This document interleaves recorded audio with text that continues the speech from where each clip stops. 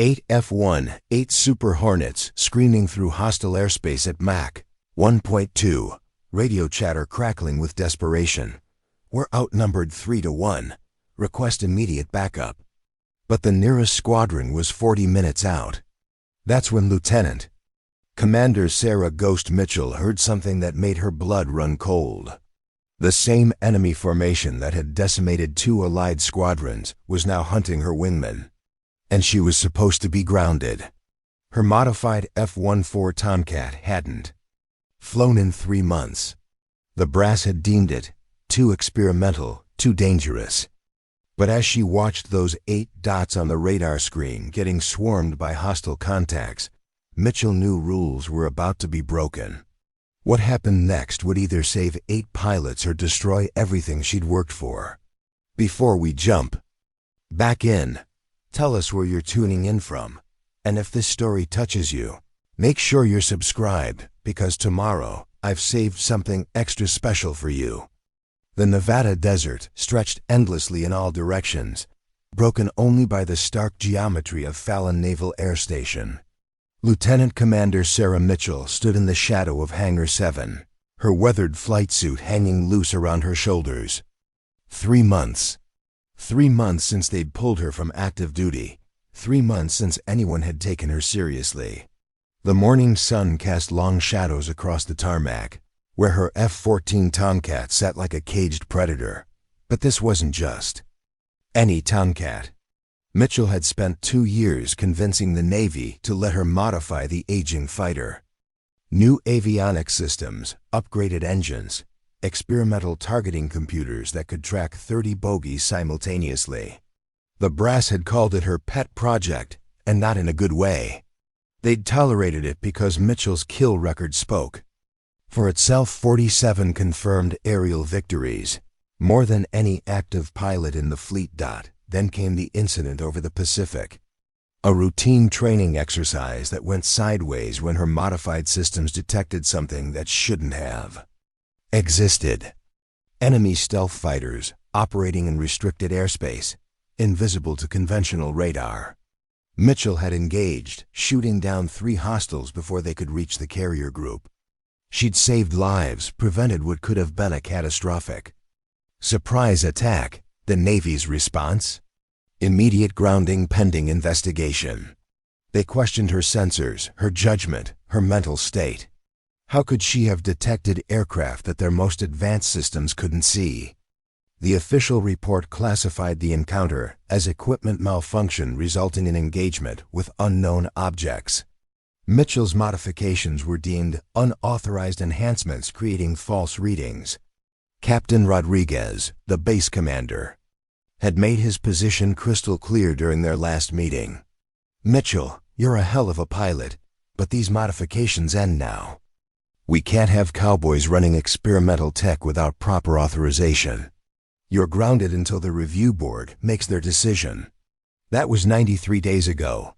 Now Mitchell watched through the hangar's grimy windows as ground crews prepped 8 F-18 Super Hornets for launch. Operation Steel Thunder, a critical mission into hostile territory to extract a downed reconnaissance team. The pilot briefings had been classified above her clearance level, but scuttlebutt traveled fast on a military base.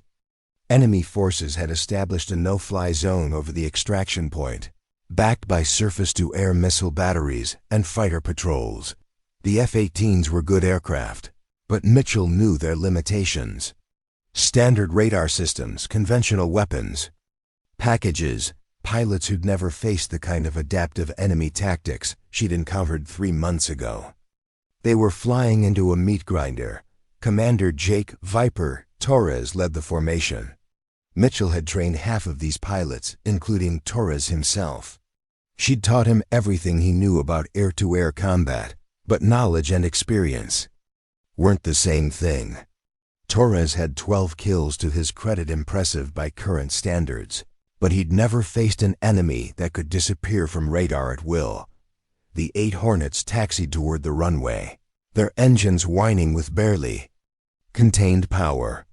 Mitchell's hands unconsciously mimicked the pre-flight checks she'd performed thousands of times.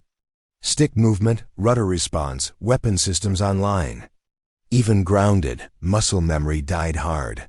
Still thinking you should be out there? Mitchell turned to find Chief Petty Officer Marcus Webb approaching, a steaming cup of coffee in each hand. Webb had been her crew chief for 6 years, the only person on base who still believed in her modifications. "Every damn day," Mitchell replied, accepting the coffee gratefully.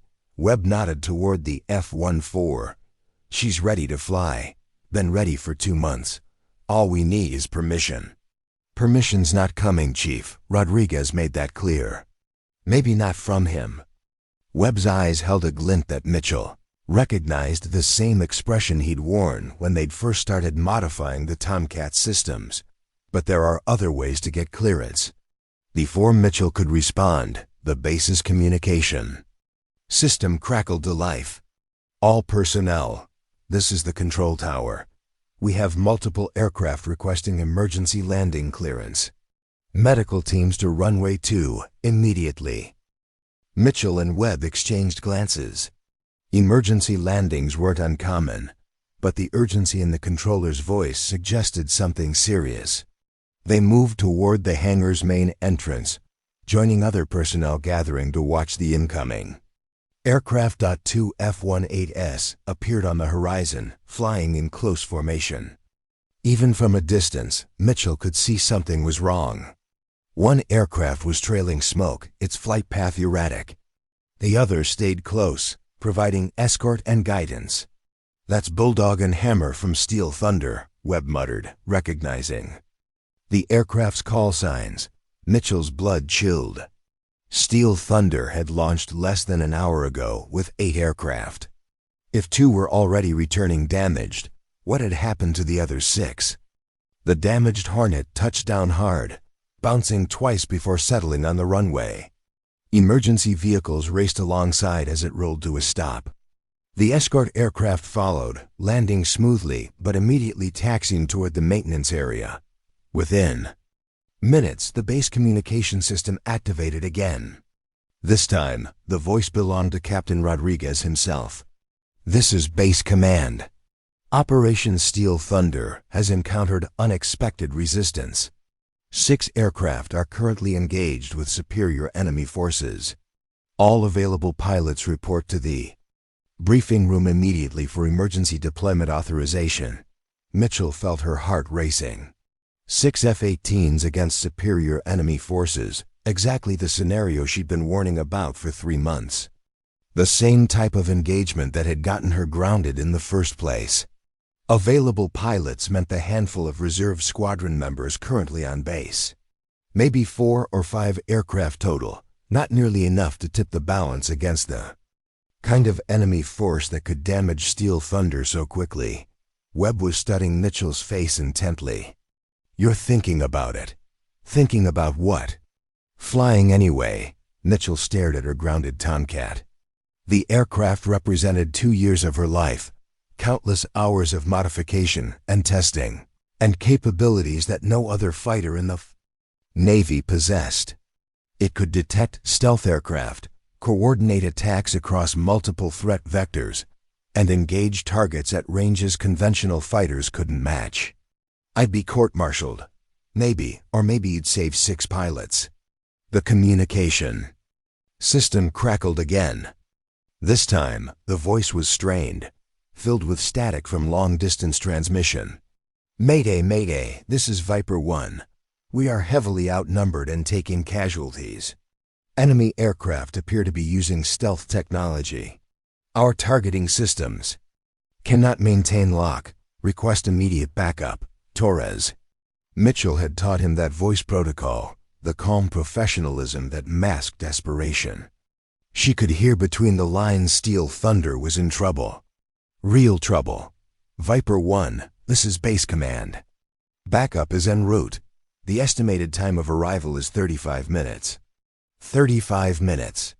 Mitchell knew from bitter experience that 35 minutes was an eternity in aerial combat. Against conventional enemies, maybe Torres could keep his people alive that long. But against self-capable opponents with superior numbers? Impossible. Webb was already moving toward the Tomcat. Flight suits in the cockpit.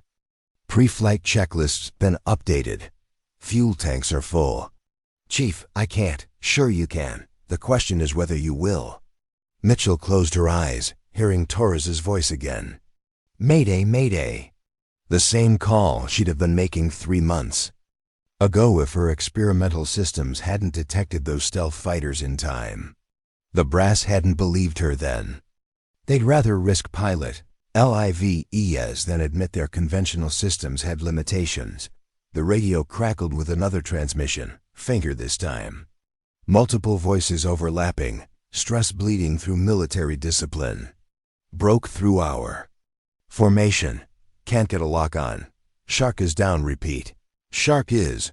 The transmission cut to static. Mitchell opened her eyes, staring at her F-14. Webb was right. The aircraft was ready to fly. More than ready. It was designed for exactly this type of engagement, equipped with systems that could level the playing field against stealth technology. But launching without authorization would end her career. Court-martial was the minimum consequence. Criminal charges were possible. Everything she'd worked for, thrown away in a single decision. Preparing and narrating this story took us a lot of time, so if you are enjoying it, subscribe to our channel. It means a lot to us. Now back to the story. Another voice cut through the static, clearer this time. Viper 1 to any station. We have lost 2 aircraft. Repeat, Falcon and Shark are down. Enemy forces are using coordinated stealth tactics. We need help now. 2 aircraft down. 4 remaining, facing an enemy force large enough to establish air superiority over the entire operational area. The backup squadron was still 30 minutes out, assuming they could even find the enemy aircraft once they arrived. Mitchell made her decision. Chief, how long for engine start?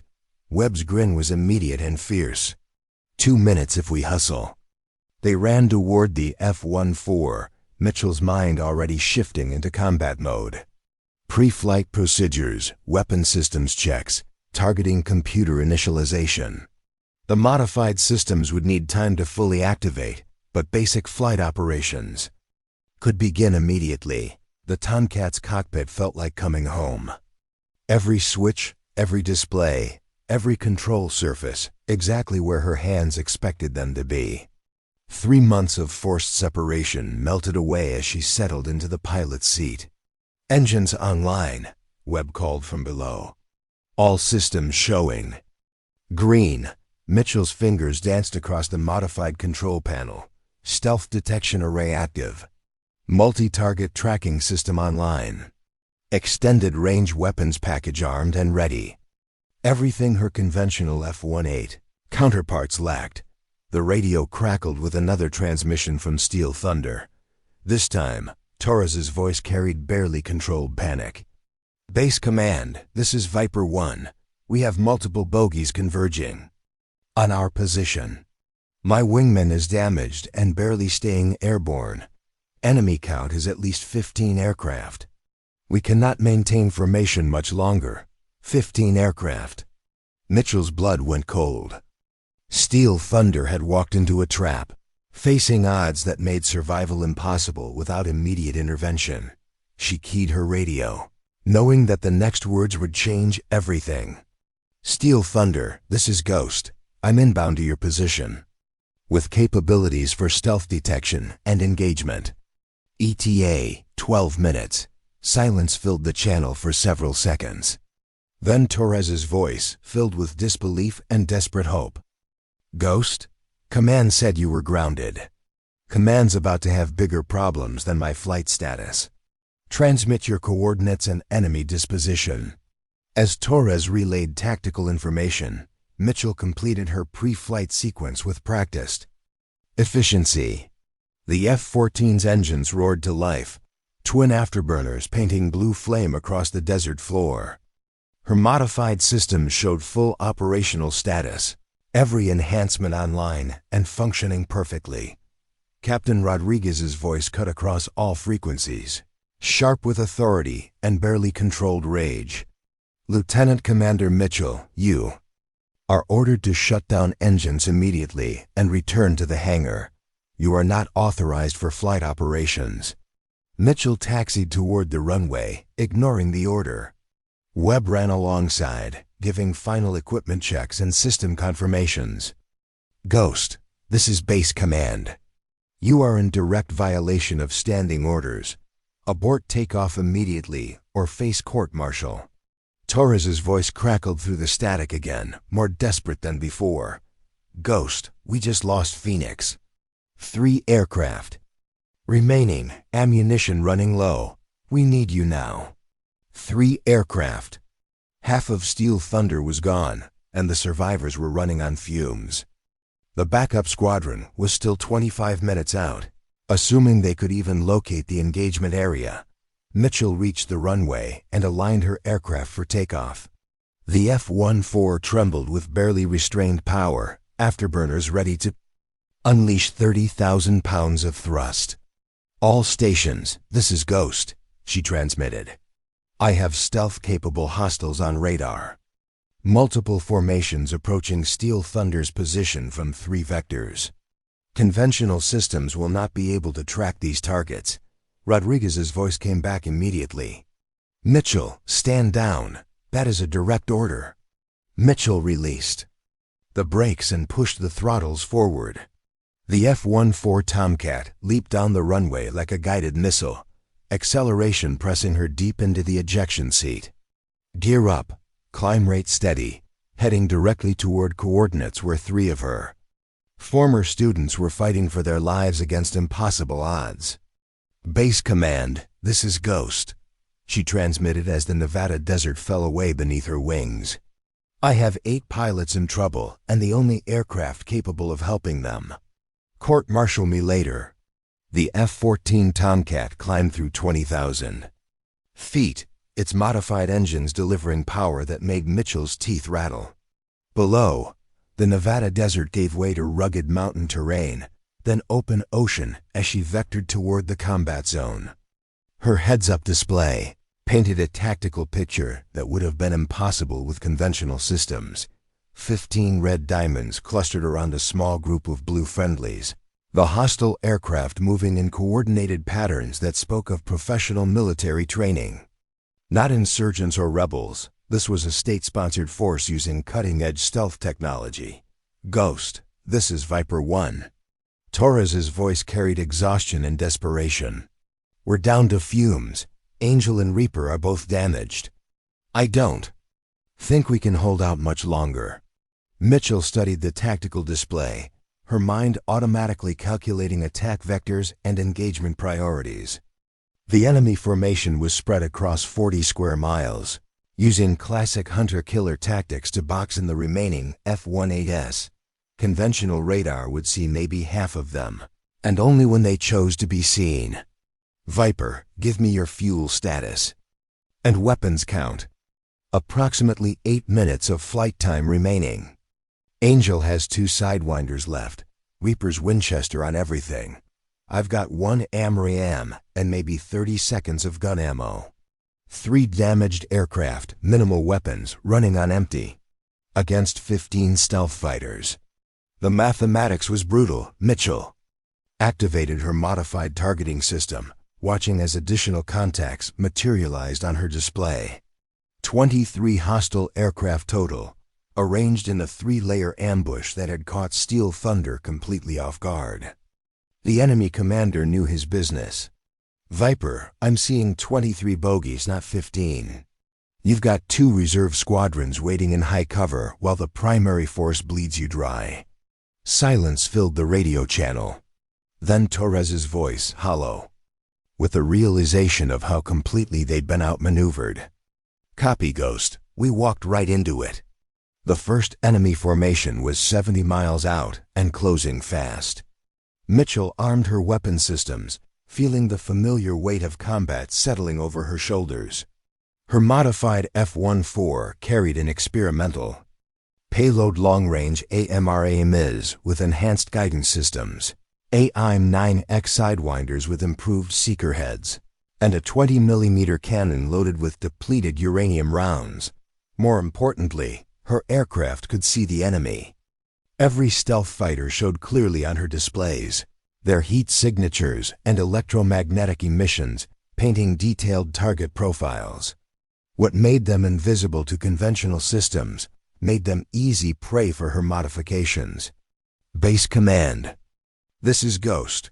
I have multiple hostile formations engaging Steel Thunder. Recommend immediate launch of all available aircraft. Captain Rodriguez's voice crackled back, tight with controlled fury. Ghost, you are operating without authorization. Return to base immediately. Negative command. Steel Thunder needs immediate support. And the only asset in range.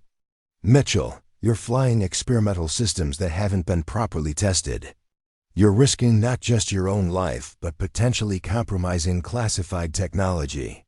Mitchell watched her tactical display as the enemy formations adjusted their positions. They detected her approach. Her F-14 wasn't stealthy, just better equipped to see stealth aircraft. The trap was about to snap shut with her inside it. Command respectfully. Your classified technology is about to be captured along with 8 dead pilots if someone doesn't act now. She cut the radio connection and focused on the approaching battle. 60 miles out, the first enemy fighters were accelerating to intercept her before she could reach Steel Thunder. Classic tactics: eliminate the reinforcement before it could affect the primary engagement. Mitchell smiled grimly. They thought they were hunting one more conventional fighter. They had no idea what they were really facing. 50 miles. Her targeting computer chimed softly, indicating multiple lock-ons. The lead enemy formation consisted of 6 aircraft in a loose spread, approaching from her 2 o'clock position. Behind them, another group of 4 was climbing. To gain altitude advantage. Ghost, this is Angel. A new voice, strained with pain. Lieutenant Rebecca Angel Santos, one of Mitchell's former students. I've got hydraulic failures and my radar's intermittent. Can't maintain formation much longer. Copy, Angel. Stay with Viper and Reaper. I'm about to draw some attention away from you. 40 miles. The enemy fighters were within engagement range of her AMRAMs, but Mitchell held fire. She needed them. Closer. Needed to draw them away from Steel Thunder before revealing her true capabilities. 30-5 miles. Her threat warning system activated as enemy targeting radars locked onto her aircraft. Multiple missile launches appeared on her display. At least 8 incoming weapons from the lead formation. Now they'd learn what her modifications could really do. Mitchell activated her electronic countermeasures suite. Systems that had been refined far beyond anything in the standard Navy inventory. Chaff clouds exploded around her aircraft while electronic jammers confused the incoming missiles' guidance systems. But the real surprise was her defensive maneuvering computer, which calculated optimal evasion patterns in real time. The F-14 rolled inverted and dove toward the ocean, pulling 6 Gs in a spiral that would have been impossible to calculate manually. Incoming missiles lost lock one by one, their warheads detonating harmlessly in empty air. What the hell? The voice came over an open frequency, shocked and confused. English, but with an accent Mitchell couldn't immediately place. She smiled. As her targeting computer achieved multiple locks. Time to return the favor. 4 AMRAMs rippled from her aircraft in quick succession, each missile guided by targeting data that no conventional system could have provided. The enemy fighters tried to evade, but their stealth characteristics worked against them. They couldn't see each other clearly enough to coordinate. Defensive maneuvers. 3 missiles found their targets. Explosions blossomed across the sky as enemy fighters disintegrated under the impact of proximity-fused warheads. The 4th missile missed as its target dove toward the ocean. But the enemy formation was broken, survivors scattering in confusion. Ghost, this is Viper. Torres's voice carried amazement and renewed hope. Did you just splash 3 bogeys in one salvo? Affirmative, Viper. My targeting systems are somewhat more advanced than standard issue. The tactical picture was shifting rapidly. The remaining enemy fighters in the first formation were regrouping, but their coordinated attack had been shattered. More concerning was the reaction of the reserve squadrons. They were abandoning their overwatch positions and diving to engage Mitchell directly. 23 became 20. Then 15 as she engaged the second formation with similar results. But numbers still favored the enemy, and Mitchell's fuel was burning fast. She needed to end this engagement quickly before her modifications became academic. "Ghost, this is Angel. My aircraft is losing power. I need to put her down." Mitchell checked her tactical display. Santos was 40 miles from the nearest friendly territory, flying a damaged F-18 over hostile waters. Even if she ejected successfully, rescue would be problematic with enemy forces controlling the area. "Angel, can you make it to the extraction point?" "Negative. Hydraulics are completely gone. I'm flying on backup power and manual controls." The extraction point. Mitchell suddenly realized what Steel Thunder had been trying to accomplish. They hadn't been conducting routine patrol. They'd been covering a rescue mission. Somewhere in the combat zone, friendly forces were waiting for pickup. "Viper, what's the status of the extraction?" "The rescue helicopter is 30 minutes out, but they can't approach with hostile air cover in place. We need to clear the area completely." 30 minutes.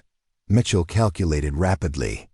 Her fuel would last maybe 25 minutes at current consumption rates. The backup squadron from base was still 15 minutes out, assuming they could locate the scattered enemy formations. "Copy, Viper. I'll clear a path to the extraction point. Get Angel down safely." Mitchell banked toward the largest enemy formation, her targeting systems painting 8 aircraft in close formation. They'd learned from the earlier engagements. These fighters were staying together, using mutual support to defend against her. Long-range missiles. Smart tactics, but they had one critical flaw. They were still thinking conventionally. Mitchell activated a system that had never been tested in actual combat, her network warfare suite. Instead of simply seeing enemy aircraft, she could now identify their individual electronic signatures, distinguish between aircraft types, and most importantly, predict their tactical behaviors based on formation analysis. The enemy formation was flying a standard defensive screen, with pairs of fighters covering each other's blind spots. They expected her to engage from maximum range, try to pick off individual targets before they could coordinate a response. Instead, Mitchell dove toward the ocean, using the water to mask her approach. Her aircraft's radar signature was larger than the stealth fighters, but flying at wave-top level made her difficult to track from above. 5 miles out, she popped up suddenly, climbing at full afterburner directly toward the center of the enemy formation.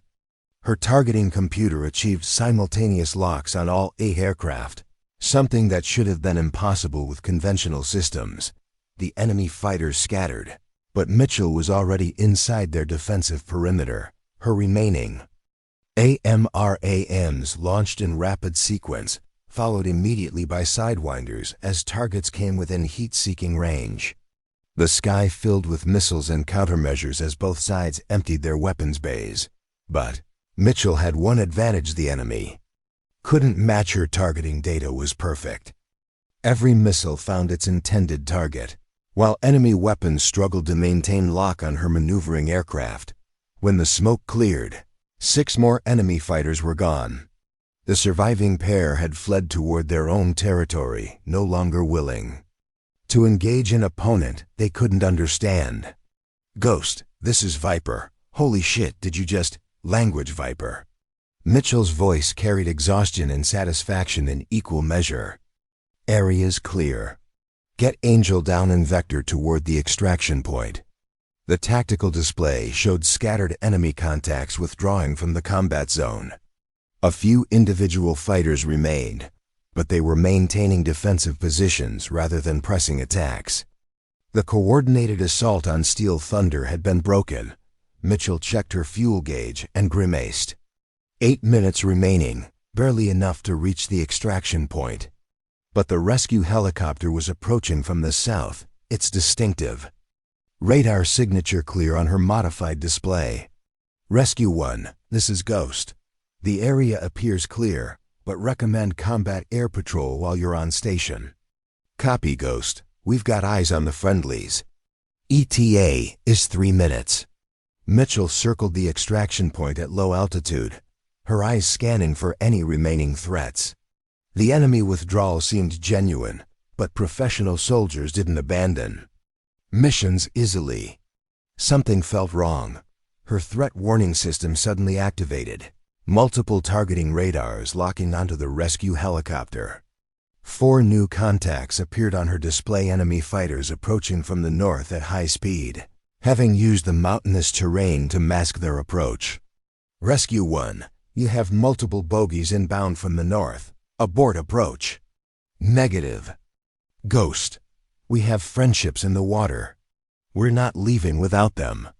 Mitchell banked hard toward the incoming fighters, her ammunition nearly exhausted, but her determination absolute.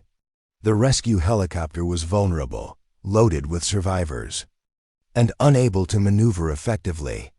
If those enemy fighters reached engagement range, everyone would die. Her targeting computer achieved lock on the lead fighter, just as her fuel warning light illuminated. 5 minutes of flight time remaining, maybe less with afterburners engaged. This would have to be perfect. 1 AMRAAM left. Mitchell held fire until the enemy formation was committed to their attack run, then released her final long-range missile. The enemy fighters scattered, but their attack was disrupted just long enough for the helicopter to complete its pickup and begin climbing away from the danger zone. Rescue 1 clear. All friends recovered. Mitchell's fuel gauge showed 3 minutes remaining. The nearest friendly airfield was 20 minutes away, but her modified F-14 had one more surprise: emergency fuel cells that activated automatically when main tanks ran dry. She'd have enough power for one more engagement, if necessary. It proved unnecessary. The backup squadron from base finally arrived. 8 fresh F-18s with full weapons loads and determination to finish what Steel Thunder had started. The remaining enemy fighters withdrew completely, unwilling to face superior numbers with their element of surprise lost. Ghost, this is the backup leader. Thanks for keeping the party warm for us. Mitchell smiled as she turned toward home. Behind her, Steel Thunder's survivors were forming up for the return flight. Angel had managed to keep her damaged aircraft airborne, while Viper and Reaper showed battle damage but maintained formation integrity. 8 pilots had launched that morning. 6 were coming home alive, along with the ground personnel they'd been sent to rescue. The mission was a success, despite the intelligence failures that had nearly made it a catastrophe. But Mitchell knew her real battle was just beginning. Captain Rodriguez would be waiting at Fallon, along with investigators, review boards, and the full weight of military justice. Her career was over. The only question was whether she'd face civilian prosecution as well. As Nevada Desert appeared on the horizon, Mitchell keyed her radio one final time. Base Command, this is Ghost. 8 friends returned home safely. Mission accomplished. The F-14 Tomcat touched down at Fallon Naval Air Station with a precision that belied the chaos Mitchell felt brewing in her chest. As her aircraft rolled down the runway, she could see the reception committee waiting, a line of official vehicles with flashing lights, uniformed personnel, and the unmistakable silhouette of Captain Rodriguez standing with his arms crossed. Mitchell taxied toward the designated parking spot, her mind already shifting from combat pilot to defendant. The modified systems that had saved 8 lives were now evidence of insubordination and unauthorized equipment usage.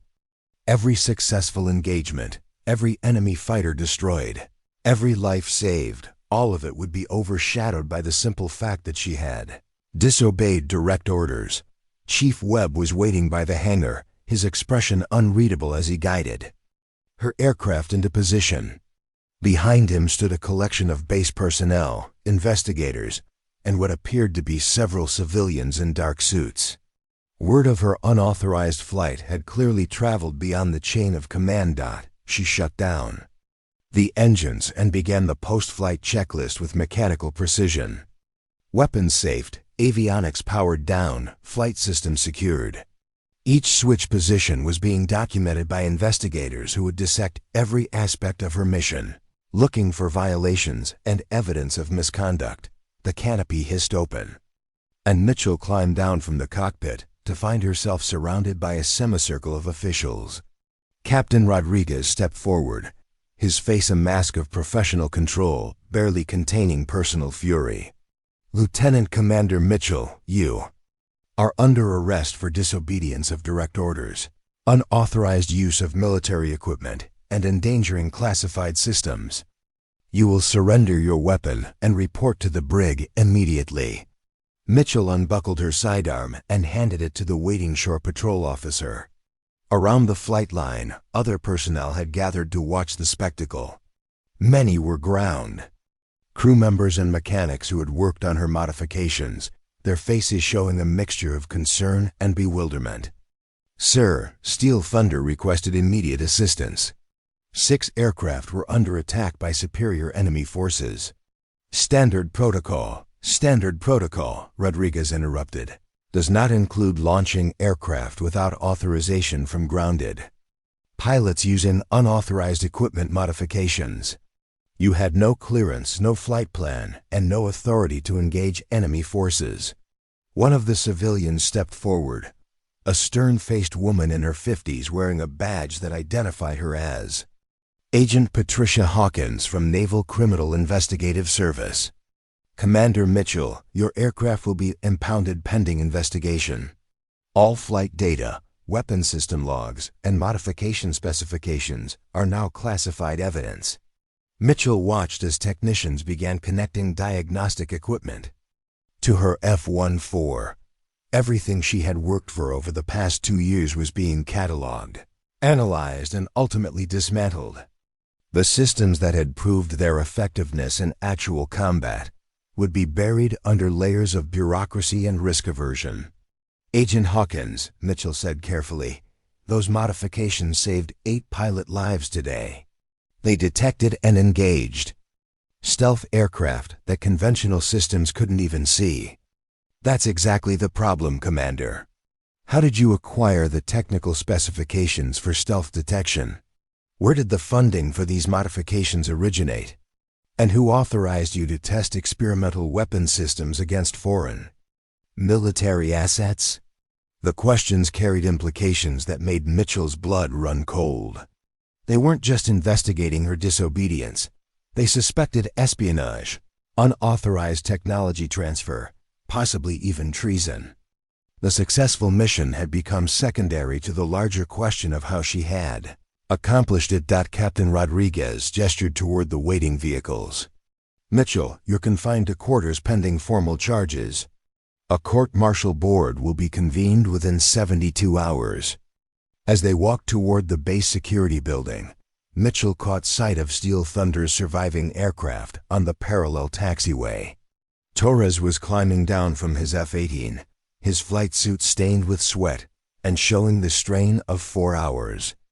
In combat, their eyes met across the tarmac, and he offered a subtle nod of acknowledgement.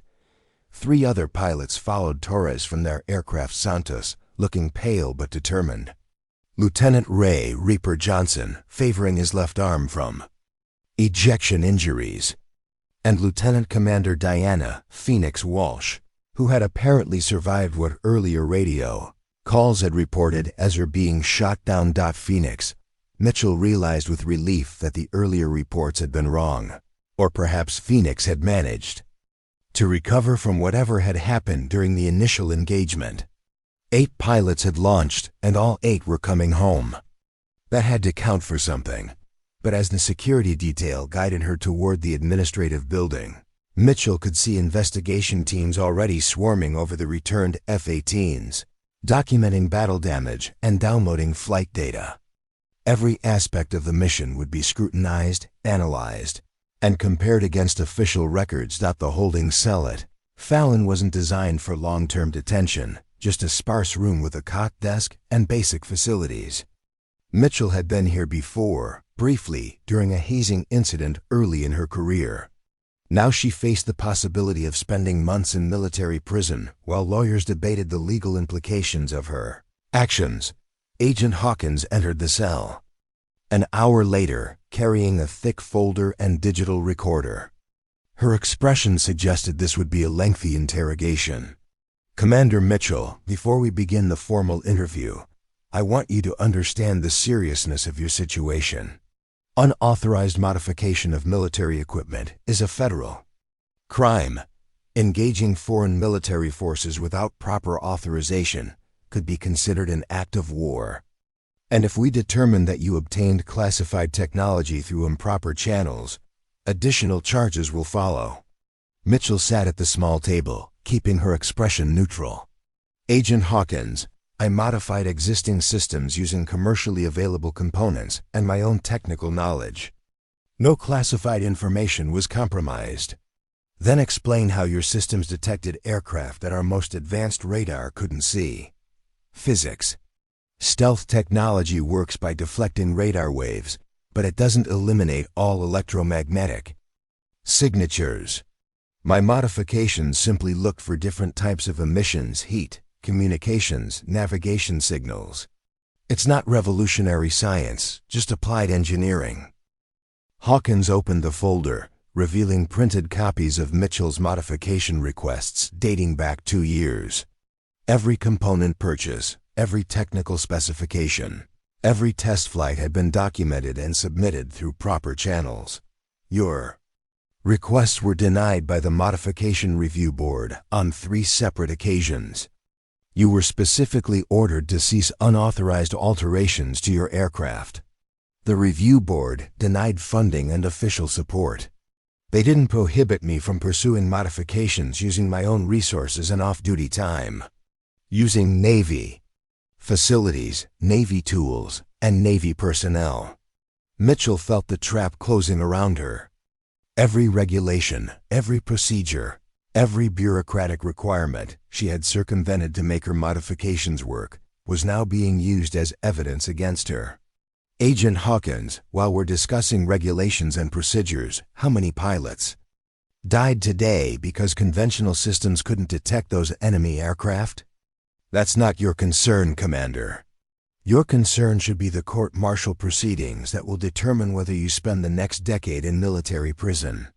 The interrogation continued for 3 hours, covering every aspect of Mitchell's modifications, her funding sources, her technical knowledge, and her decision-making process during the unauthorized flight. Hawkins was thorough and professional, building a case that would be difficult to defend against. When the agent finally left, Mitchell was alone with her thoughts and the growing realization that her military career was effectively over. Even if she avoided criminal conviction, she would never fly for the Navy again. Her modifications would be classified and buried, ensuring that future pilots would face the same limitations that had nearly gotten Steel Thunder killed. The next morning brought an unexpected visitor. Torres appeared at her cell, accompanied by a base security guard and carrying a legal pad filled with handwritten notes. "Ghost, I've got 15 minutes before they kick me out. We need to talk." Mitchell looked up from the technical manual she had been reading. "Viper, you shouldn't be here. They're probably monitoring everything. Let them monitor. I've got testimony to give at your court-martial, and I want to make sure I get the details right." Torres sat across from her, his expression serious. "Ghost, what you did yesterday saved all our lives. Steel Thunder walked into an ambush that would have killed every pilot in the squadron. Your modifications were the only reason any of us came home. The Review Board didn't see it that way 2 years ago. The Review Board wasn't facing 23 enemy aircraft with conventional systems. Phoenix got shot down twice, once by missiles her radar never detected, then again after she ejected and called for pickup. Your bird found her in the water when our search and rescue couldn't even locate the crash site. Mitchell felt a flicker of hope. Phoenix ejected twice? First time over land, second time over water when her backup aircraft got hit. She spent 4 hours in the ocean before your targeting systems guided the helicopter to her position. The rescue crew said they never would have found her without your precise coordinates. Torres consulted his notes. Santos had hydraulic failures that should have been fatal. Your electronic warfare suite jammed the enemy targeting systems long enough for her to reach friendly territory. Johnson took shrapnel from a proximity-fused missile that his threat warning system never detected. Your countermeasures saved him from a direct hit. Each story added weight to Mitchell's defense, but she knew military justice focused on regulations and procedures rather than results. Saving lives didn't excuse violating orders, no matter how successful the outcome. Viper. The court-martial board won't care about mission success if they determine I broke regulations getting there. Maybe not the board, but the pilots will care. Every squadron in the fleet is going to hear this story. They'll know that experimental modifications detected enemy aircraft that conventional systems missed completely. Torres leaned forward, his voice dropping to barely above a whisper. Ghost, there's something else. Agent Hawkins has been asking questions about where you got the technical specifications for your modifications. She thinks you might have had outside help. What kind of outside help? Foreign intelligence services, industrial espionage. She's building a case that you couldn't have developed those systems independently. Mitchell felt the ground shifting beneath her feet. An espionage charge would mean federal prison, not just military detention. Her modifications, developed through 2 years of painstaking research and engineering, were being characterized as the product of foreign assistance. That's insane. Every component I used is commercially available. Every technique I employed is based on published research and standard engineering principles. Can you prove that? Do you have documentation showing your research process, your design evolution, your testing methodology? Mitchell closed her eyes, realizing how thoroughly she had documented her own potential conviction. Every modification, every test flight, every system upgrade had been recorded in detail. But the same documentation that proved her technical competence also showed her willful violation of direct orders. Torres, if they're building an espionage case, my documentation becomes evidence of a pattern of unauthorized activity, or evidence that you developed revolutionary technology through legitimate research and testing. A guard appeared at the cell door, indicating that visiting time was over. Torres stood, gathering his notes. Ghost, your court-martial is scheduled for Thursday morning. The entire Steel Thunder Squadron is testifying on your behalf. Whatever happens with the legal proceedings, every pilot who flew yesterday knows you saved their lives. After Torres left, Mitchell sat alone contemplating the impossible choice she faced. Pleading guilty to insubordination might avoid espionage charges but would end her career and validate the bureaucratic thinking that had nearly gotten 8 pilots killed. Fighting the charges risked federal prosecution and decades in prison, but there was a third option, one that hadn't occurred to her until Torres mentioned the fleet-wide interest in her story. Military justice focused on regulations and procedures, but military effectiveness focused on results. If her modifications could be proven operationally necessary, the court-martial board might consider mission requirements over bureaucratic compliance. The key would be demonstrating that conventional systems were inadequately equipped to handle modern threats, and that her modifications represented necessary adaptation rather than unauthorized experimentation. It was a narrow legal argument, but it might be enough to avoid criminal conviction. Mitchell picked up her pen and began writing her defense strategy. She had 3 days to prepare testimony that would either vindicate her actions or confirm her status as a convicted felon. Either way, the future of pilot safety and military aviation technology hung in the balance. Outside her cell window, She could see her F-14 Tomcat sitting in the impound area, surrounded by investigation equipment and armed guards. The aircraft that had saved 8 lives was now evidence in a case that could destroy the career of the pilot who had flown it. But as Torres had noted, pilots throughout the fleet would be watching this court-martial. The outcome would determine whether innovation and adaptation were encouraged or punished, whether saving lives was worth the risk of violating regulations. Mitchell continued writing, knowing that her defense would establish precedent for every military pilot facing similar impossible choices between following orders and protecting lives. The court-martial convened at 0800 hours on Thursday morning in the base legal offices, a sterile conference room hastily converted into a military courtroom.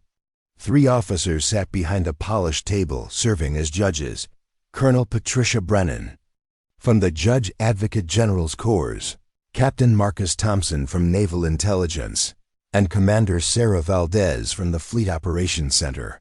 Mitchell entered wearing her dress blue uniform, ribbons and decorations representing 15 years of exemplary service.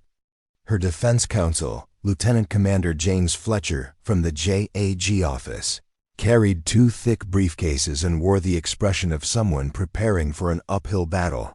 The prosecution was led by Commander Elizabeth Warren, not the senator, but a career military lawyer with a reputation for methodical preparation and ruthless cross-examination. Her case files covered half the prosecutor's table, organized with the precision of someone who left nothing to chance. Agent Hawkins sat in the gallery behind the prosecution, accompanied by 2 other NCIS investigators and a civilian from the VIA, Department of Defense's Technology Security Division.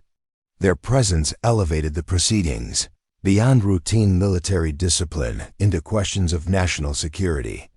Captain Rodriguez entered as the primary witness for the prosecution, his uniform bearing the weight of command responsibility. Behind him filed 8 members of Steel Thunder Squadron, their presence creating an unusual dynamic: pilots whose lives had been saved testifying in a case that could destroy their rescuer's career.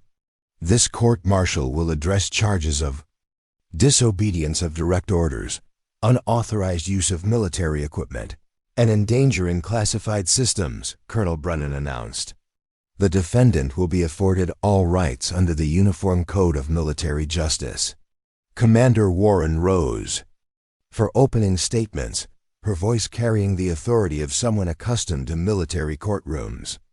The prosecution will prove that Lieutenant Commander Mitchell willfully violated direct orders from her commanding officer, commandeered military equipment without authorization, and engaged foreign military forces using experimental systems that could have compromised classified technology.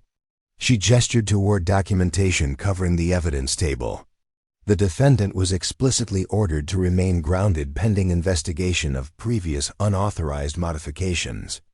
She was specifically prohibited from flying her aircraft. Despite these clear directives, she chose to launch anyway, putting American lives and classified systems at risk. Warren paused, letting her words sink in. Military discipline depends on following orders, even when individual officers believe they know better. The defendant's actions, regardless of their outcome, represent a fundamental breakdown in command structure that cannot be tolerated.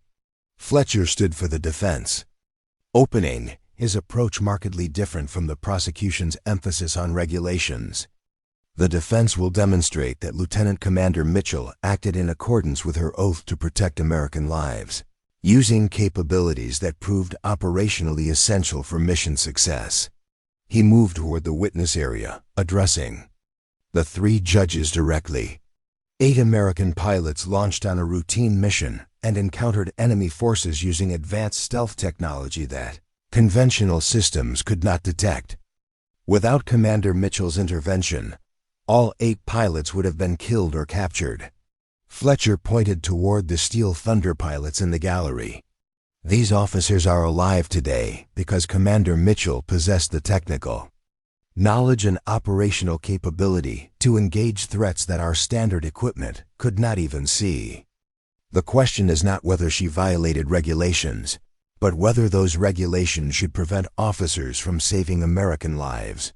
The first witness was Captain Rodriguez, who testified about the chain of events leading to Mitchell's grounding and her subsequent unauthorized flight.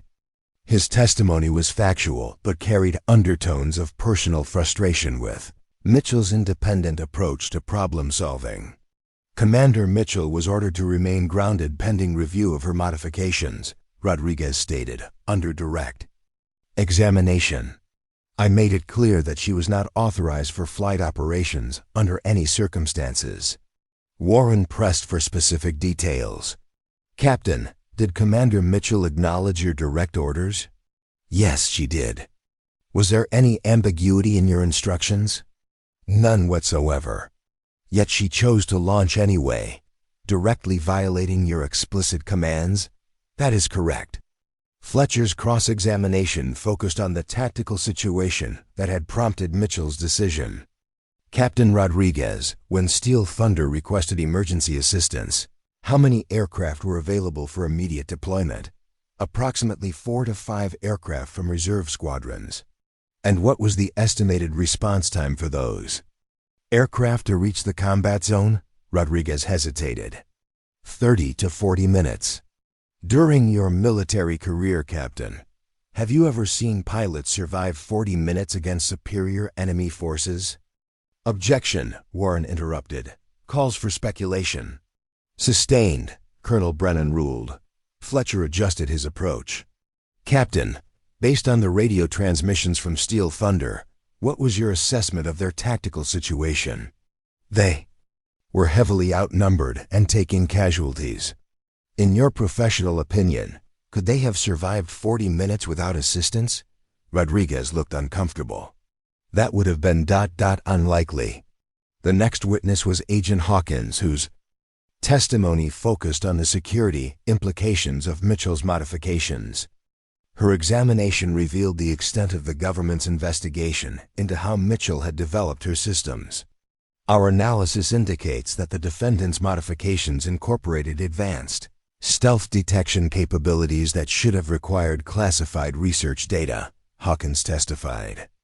The sophistication of her systems exceeds what could reasonably be developed by a single individual using only commercially available components, Warren guided Hawkins through technical details designed to suggest that Mitchell must have had outside assistance. The implication was clear: either foreign intelligence services had provided technology, or Mitchell had somehow accessed classified government research. Fletcher's cross-examination challenged the foundation of Hawkins' conclusions. Agent Hawkins, are you qualified as an expert in radar technology or electronic warfare systems? I have investigative experience with technology security cases. But you're not an engineer or a systems designer. No, I am not. Have you reviewed Commander Mitchell's educational background and technical training? Yes, she holds advanced degrees in electrical engineering and aerospace systems, correct? That is correct. She has completed specialized training in electronic warfare and radar systems? Yes. In your investigation, did you find any evidence of contact with foreign intelligence services? Hawkins hesitated. Not direct evidence, no. Any evidence of unauthorized access to classified systems? No direct evidence. Any evidence of financial compensation from outside sources? No. Fletcher pressed further. Agent Hawkins, isn't it possible that a highly trained engineer with 15 years of military experience could develop these modifications independently? It seems unlikely given the complexity, but possible. Theoretically possible, yes. The afternoon session brought testimony from Steel Thunder pilots, their accounts providing dramatic counterpoint to the prosecution's focus on regulations. Torres led off, describing the tactical situation that had nearly resulted in the destruction of his entire squadron. We were facing enemy aircraft that our radar systems could barely detect, Torres testified. They appeared and disappeared at will, engaging us from positions we couldn't predict or counter. Our conventional weapon systems couldn't maintain target locks. Fletcher guided Torres through the details of Mitchell's intervention. Commander Torres described the effectiveness of Commander Mitchell's systems against these targets. Complete. Her aircraft tracked every enemy fighter simultaneously, maintained perfect target identification, and engaged threats that we couldn't even see. Without her modifications, none of us would have survived. Warren's cross-examination attempted to minimize the significance of the technical advantages. Commander Torres, you've testified that Commander Mitchell's aircraft was more effective than standard systems. But couldn't the same results have been achieved if proper backup had arrived? In time? Ma'am, the backup squadron couldn't have seen those targets any better than we could. They would have flown into the same trap and suffered similar casualties. Santos followed with testimony about her hydraulic failures and how Mitchell's electronic warfare systems had jammed enemy targeting long enough for her to reach safety. Johnson described taking shrapnel from a missile that his threat warning system never detected, saved only by Mitchell's countermeasures. But the most compelling testimony came from Phoenix Walsh, whose double shootdown had been unknown to most personnel at the base. I was engaged by enemy fighters that appeared on no targeting system, Walsh testified. My F-18 was hit by missiles I never saw coming. After ejection, I was rescued by a search and rescue team placed in a backup aircraft and resumed the mission. Fletcher leaned forward. What happened to the backup aircraft, Commander Walsh? Same thing. Enemy fighters engaged me using weapons my systems couldn't detect. I ejected again, this time over water, approximately 40 miles from any known friendly position. How were you located for rescue? Commander Mitchell's aircraft provided precise coordinates. The rescue helicopter crew said they never would have found me without her targeting data. Warren's cross-examination focused on Phoenix's decision to resume the mission after the first shootdown. Commander Walsh wasn't returning to combat after ejecting unnecessarily risky. Ma'am, my squadron was under attack. Standard procedure is to resume operations if medically cleared, even knowing that your conventional systems were inadequate against the enemy threat. Phoenix paused, understanding the trap. Ma'am, we work with the equipment we're given. The day's final witness was Chief Webb, whose testimony provided the technical foundation for Mitchell's defense. Webb described the 2-year development process, the systematic testing, and the incremental improvements that had led to the successful combat systems.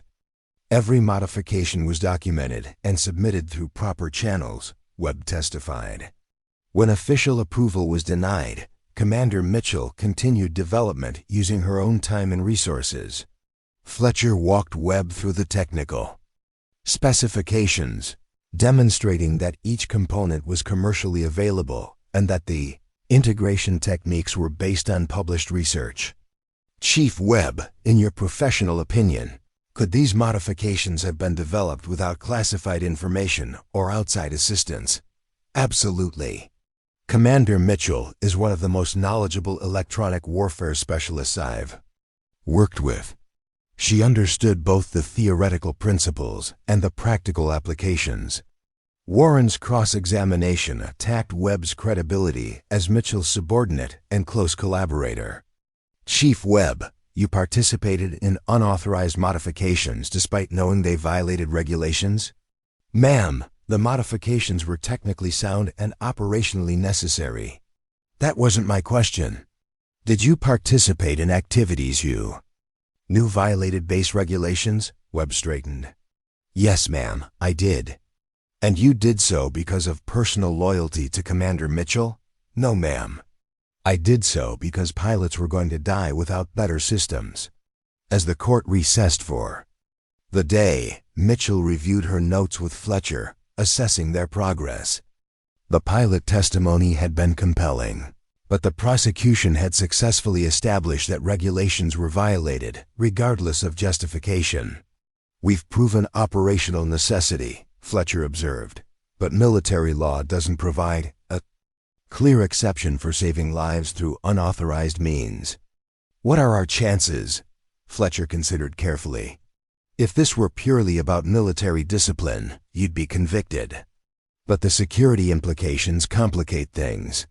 If the judges believe your modifications represent necessary capability gaps, they might recommend policy changes rather than criminal punishment. And if they believe Agent Hawkins' espionage theories, then we're looking at federal prison. That evening, Mitchell sat in her quarters under house arrest, reading transcripts from the day's testimony. Outside her window, she could see her impounded F-14, still surrounded by investigation equipment and security personnel. The aircraft represented more than 2 years of her professional life research, development, testing, and refinement that had culminated in saving 8 pilots from certain death. Tomorrow, 3 military judges would decide whether innovation and adaptation were crimes or virtues in the modern military.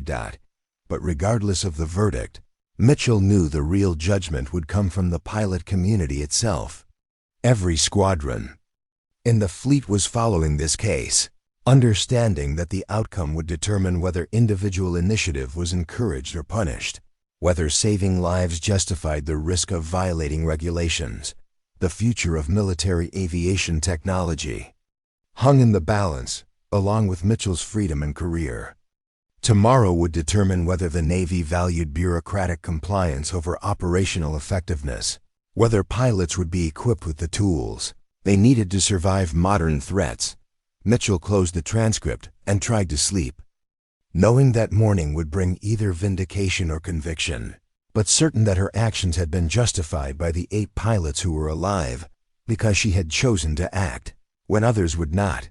The second day of court-martial proceedings began with closing arguments, each side summarizing their interpretation of Mitchell's actions and their implications for military justice. The sterile conference room felt heavy with consequence as the 3 judges prepared to render judgment on a case that would ripple through the entire naval aviation community. Commander Warren approached the judges' table with calculated precision, her closing argument focusing relentlessly on the fundamental principles of military discipline. This case is not about the outcome of Commander Mitchell's actions, Warren stated firmly. It is about the precedent we set when officers decide that personal judgment supersedes direct orders from superior officers. If we excuse disobedience because the results were favorable, we undermine the entire command structure that keeps our military effective. Warren gestured toward the evidence table, stacked with documentation of Mitchell's violations. The defendant knew her orders. She acknowledged them explicitly. She understood the consequences of violating them. Yet she chose to launch anyway, placing her personal assessment of the tactical situation above the direct commands of her superior officer. She paused, scanning the faces of the 3 judges. Military effectiveness depends on trust that orders will be followed, that chain of command will be respected, that individual officers will not substitute their judgment for that of their commanders. Commander Mitchell's actions, regardless of their tactical success, represent a fundamental breach of that trust. Fletcher's closing argument took a markedly different approach, focusing on the oath every officer takes to defend American lives and the practical realities of modern warfare. The prosecution asks you to ignore the lives saved, the mission accomplished, the demonstration that American pilots need better tools to face evolving threats. Fletcher began, his voice carrying quiet intensity. But military justice exists to serve military effectiveness, not to punish officers who adapt to circumstances their superiors failed to anticipate. He moved toward the gallery where Steel Thunder pilots sat, their presence a powerful reminder of what was at stake. 8 American pilots are alive today because Commander Mitchell possessed the courage to act when action was necessary. Her modifications detected threats that our conventional systems missed entirely. Her intervention prevented what would have been a catastrophic loss of life and equipment. Fletcher addressed each judge directly. The question before this court is not whether regulations were violated. They clearly were. The question is whether Those regulations should prevent qualified officers from saving American lives when they possess the capability to do so. Commander Mitchell's actions represent the kind of adaptation and innovation our military needs to face modern threats. The judges retired for deliberation at 1100 hours, leaving Mitchell and her counsel to wait in anxious silence. Outside, word of the proceedings had spread throughout the base, with pilots and ground crew gathering in small groups to discuss the implications. This was more than one officer's fate. It was a referendum on innovation versus conformity in military culture. Agent Hawkins approached Fletcher during the recess, her expression suggesting a development beyond the courtroom proceedings. Commander Fletcher, regardless of the verdict, there are federal investigators who want to interview your client about her technical capabilities. What kind of interview? The kind that determines whether she represents a security asset or a security threat. Fletcher felt his stomach tighten.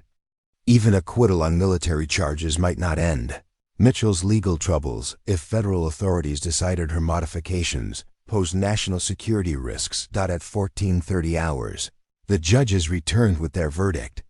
Colonel Brennan's expression revealed nothing as she addressed the packed courtroom. The court has reached its decision regarding the charges against Lieutenant Commander Mitchell. On the charge of disobedience of direct orders, we find the defendant guilty. The evidence clearly establishes that she violated explicit commands from her superior officer. Mitchell felt the floor shift beneath her feet. Guilty verdicts typically meant the end of military careers, regardless of circumstances. But Brennan continued. On the charge of unauthorized use of military equipment, we find the defendant guilty. She clearly used Navy aircraft and facilities without proper authorization. Fletcher's hand found Mitchell's shoulder, offering what support he could as her career crumbled around her. On the charge of endangering classified systems, we find the defendant not guilty.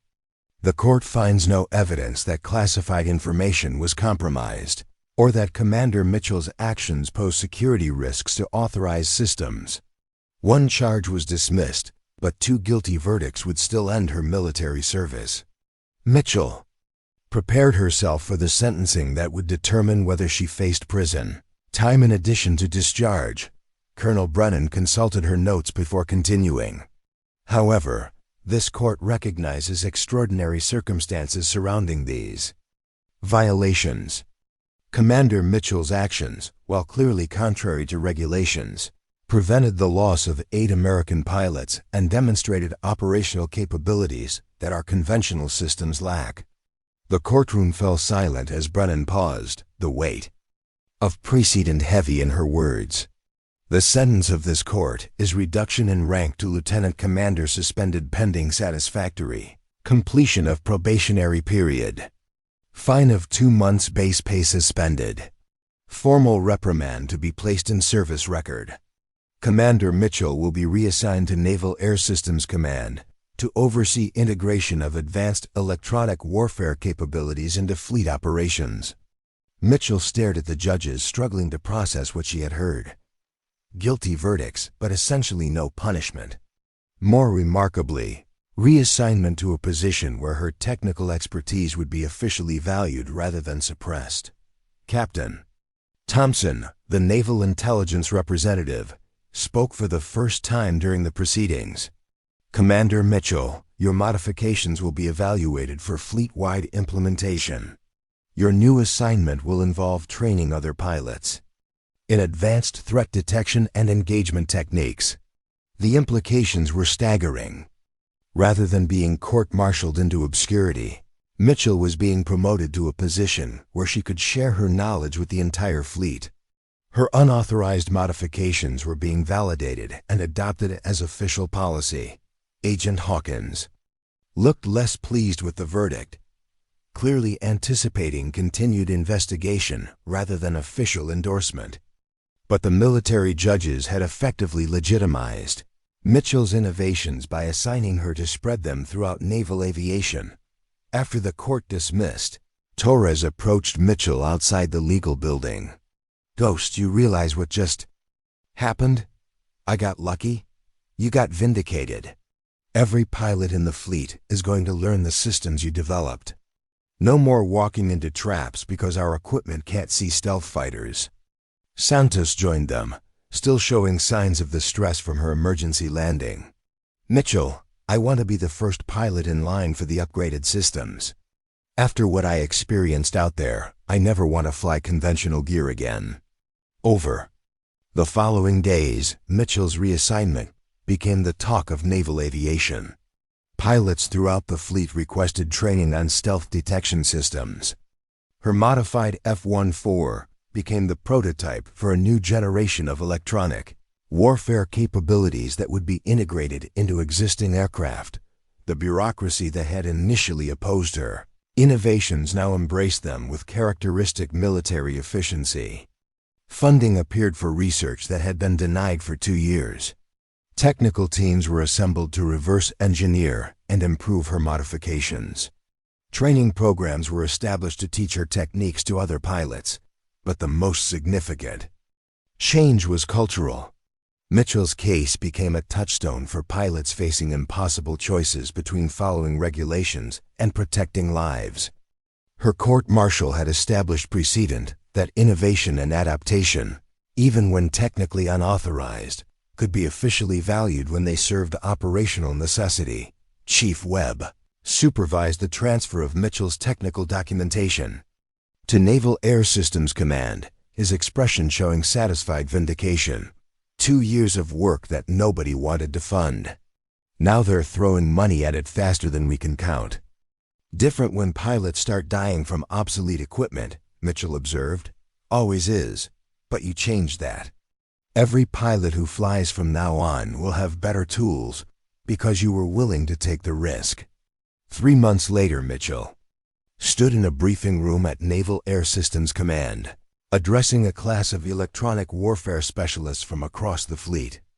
Her students included many of the pilots she had trained earlier in her career, now eager to learn the techniques that had saved Steel Thunder. Stealth technology works by deflecting conventional radar, she explained, gesturing toward technical diagrams displaying her detection methods. But no aircraft is truly invisible. Every system produces electromagnetic signatures that can be detected if you know where to look. The class took detailed notes, understanding that this knowledge represented the difference between life and death in modern aerial combat. Mitchell's modifications were being integrated into F-18 Super Hornets, F-35 Lightning fighters, and even updated F-14 Tomcats that would serve as electronic warfare platforms. But perhaps more importantly, her case had changed how the Navy approached innovation from individual officers. New procedures were established for evaluating unauthorized modifications, with emphasis on operational effectiveness rather than bureaucratic compliance. Pilots were encouraged to identify capability gaps and propose solutions rather than simply accepting equipment limitations. The 8 pilots of Steel Thunder had gone on to distinguished careers, their survival and combat experience making them valuable instructors and leaders. Torres commanded his own squadron, using Mitchell's techniques to train the next generation of naval aviators. Santos had become a test pilot, evaluating new electronic warfare systems based on Mitchell's principles. 6 months after the court-martial, Mitchell received an unexpected visitor at her new assignment. Captain Rodriguez, now wearing the eagles of a Navy captain, had come to discuss fleet-wide implementation of her innovations. "Mitchell, I owe you an apology," Rodriguez said without preamble. "I was so focused on regulations that I couldn't see the operational necessity you were addressing. Your court-martial taught me that sometimes good officers have to act beyond their orders to serve the greater mission. Captain, you were doing your job. Chain of command exists for good reasons, but so does adaptation. Your case has changed. How we approach that balance. The fleet is better equipped because you were willing to risk your career for what you believed was right." As Rodriguez left, Mitchell reflected on the unexpected trajectory her career had taken. What had seemed like professional suicide had become professional vindication, transforming her from a grounded pilot into one of the Navy's leading authorities on modern aerial warfare. The modified F-14 that had started everything now sat in the test hangar at Naval Air Systems Command, its systems being studied and replicated for implementation across the fleet. The aircraft that had been evidence in a court-martial had become the foundation for a new generation of military aviation technology. But Mitchell's greatest satisfaction came from the knowledge that future pilots would face combat with better tools, better training, and better chances of survival. The 8 pilots she had saved were now training others, passing on the lessons learned from their near-catastrophic encounter with advanced enemy forces. Military innovation had always required officers willing to push boundaries, to challenge assumptions, to risk careers for operational effectiveness. Mitchell's court-martial had demonstrated that such risk-taking, when justified by results, could be officially valued rather than punished. The precedent was set, the technology was spreading, and American pilots were better equipped for the challenges of modern warfare. Sometimes, breaking the rules was exactly what the mission required. Up next, you've got 2 more standout stories right on your screen. If this one hits the mark, you won't want to pass these up. Just click and check them out. And don't forget to subscribe and turn on the notification bell so you don't miss any upload from us.